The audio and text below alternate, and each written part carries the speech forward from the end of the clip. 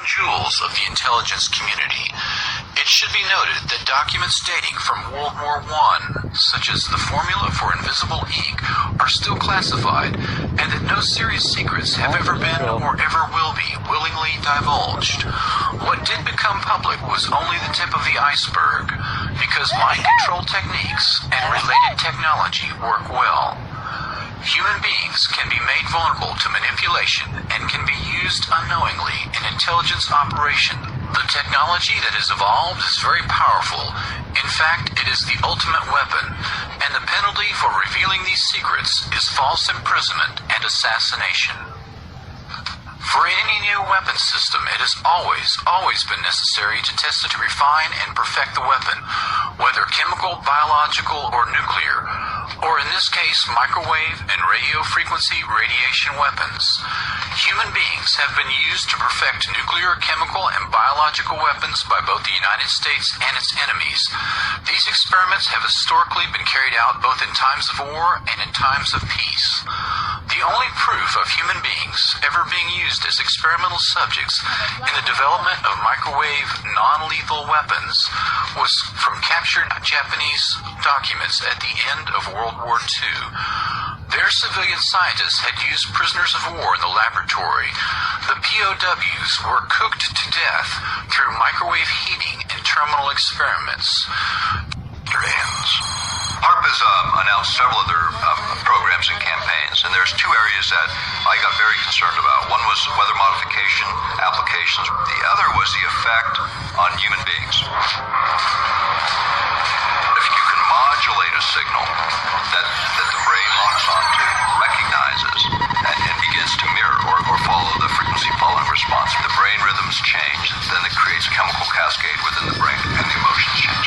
Now the resolution gets finer and finer and finer. And it used to just be about triggering emotions. You can change people's brain chemistry pretty readily, change their emotional state pretty easily. But when you get down to the idea of thoughts, being able to manipulate those, that requires a different kind of sophistication. Can we hear sounds without using our ears? Not only is it possible, says Beckett, he can prove it using sound recorders with Brad Dahl. So what I'm going to demonstrate is a earth pulse sound wave, and what this is an infrasound device. It's just a small electronic circuit that we run a CD player playing some Bach into our circuit, and then comes out through two piezoelectric transducers. So I'm going to place these transducers on your face. You're going to block your ears tightly. We put those in contact with the skin and listen. Yeah. So what do you hear? I hear the music, yeah, loudly. Right in the center of their forehead, inside their head, they'll hear Bach, just like they would with their ears, but the ears aren't involved. It wasn't through my ears at all. It was basically, it felt like kind of it was coming from the middle of my head, no direction, and it was clear. So not through my ears at all, which is pretty cool. Now we can do this wirelessly with microwave. So there's lots of ways to do it, and this just gives a very simple sort of workbench model that gives the principle so people can understand, yeah, you can really do it. Deciding to investigate, Cheryl gains access to government documents. They reveal the unthinkable. A top-secret experiment is subjecting everyday citizens to mind control. Major countries have developed this secret mind control technology, especially Russia and the United States. She's convinced the people who harassed her were under mind control and didn't even know it. Somebody is making them do things, without their knowing it. But why choose Cheryl? You're going to need to experiment on a lot of people. You can't do it ethically, so you're going to do it covertly, She thinks she knows. Of course, you could, as I say, if you have a high enough power system, you can have a group of people subjected to the same type of phenomena. There's all kinds of applications there, in terms of making someone think they're crazy. To hear voices in your head, what do you think that's about? If you started hearing voices in your head, it wasn't your voice. I don't know. Dr. Persinger is saying is that virtually any mental state can be artificially injected into a human brain from an exterior source. The most frightening thing is that the means for doing this already exists in a fully operational form on a worldwide basis. Quote, the power levels for these amplitudes are similar to those associated with the signals generated globally by radio and communication system. Within the last 2 decades, a potential has emerged which was improbable, but which is now marginally feasible. This potential is the technical capability to influence directly the major portion of the approximately 6 billion brains of the human species by generating neural information within a physical medium within which all members of the species are immersed, unquote.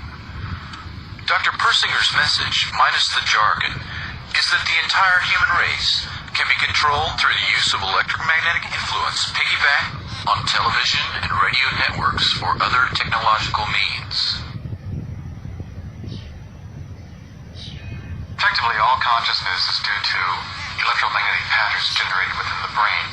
What we do is imitate what the brain normally does and apply it experimentally. Where's these thoughts coming from? Control the population from subconsciously to consciously. And now we've got a motive. Controlling dissenters, controlling the world, controlling you and me.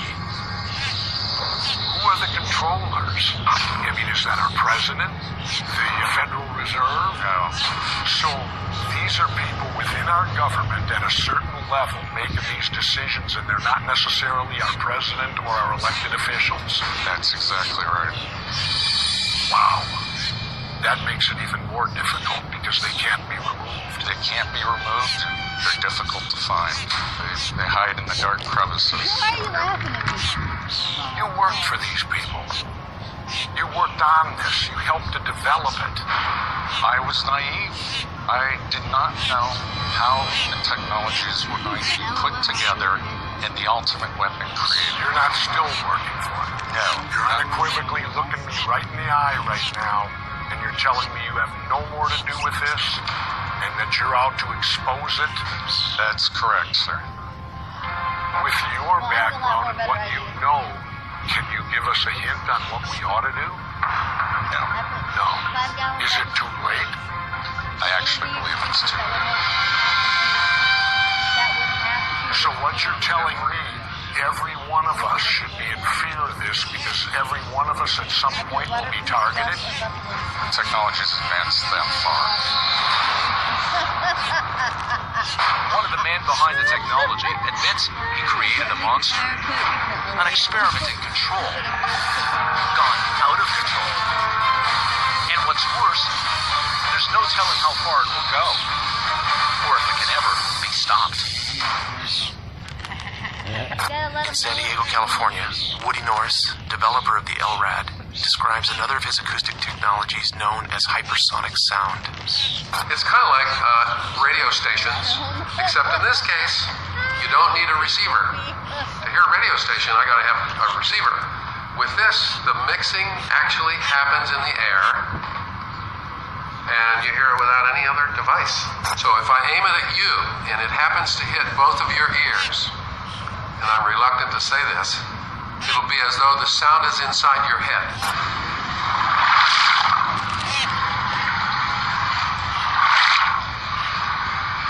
This time I'll come all the way around in case you're getting a lot of echo from the room. Much of it is people pleading for help because they've been hearing voices in their head for years. And now this technology explains it. If it's my sound, turn your head, plug your ears, cover your head, sound goes away. If it doesn't, it's not me. Hypersonic sound is perceived through the external ear of the subject, and therefore cannot be classified as v2k, the military acronym for voice-to-skull technology, which relies on a scientifically documented phenomenon known as the microwave auditory effect.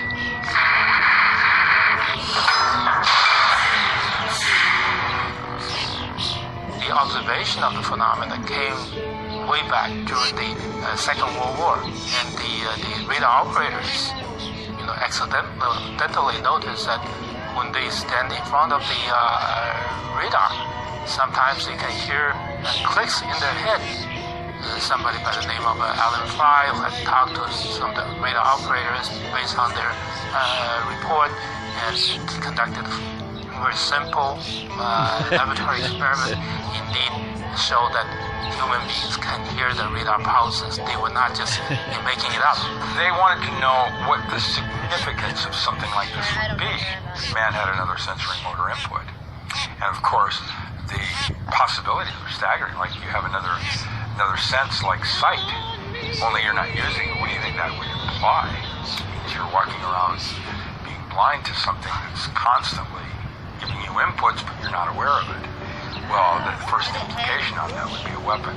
There was some concerns because the American embassy in Moscow was reported to have been bombarded by microwaves. So the speculation was that are they trying to get intelligence, or are they trying to actually mess with the brains of the embassy personnel? So there was some experiments being conducted. Of course, then they were involved in some other things which I'm not involved in, which are classified in nature. Dr. Lin configured the equipment for the 1973 experiment performed at the Walter Reed Army Research Institute, wherein the experimenters successfully encoded speech and transmitted it via microwaves. The subject of the experiment, Dr. Joseph C. Sharp, was able to hear the spoken words for 1 through 10, and the results were published in the Journal of the American Psychological Association. And while Dr. Sharp verified these results during a personal interview with the filmmakers, he declined to have his voice or image recorded, stating that the technology was still too controversial. In ordinary sound perception, sound that goes into the ear canal gets amplified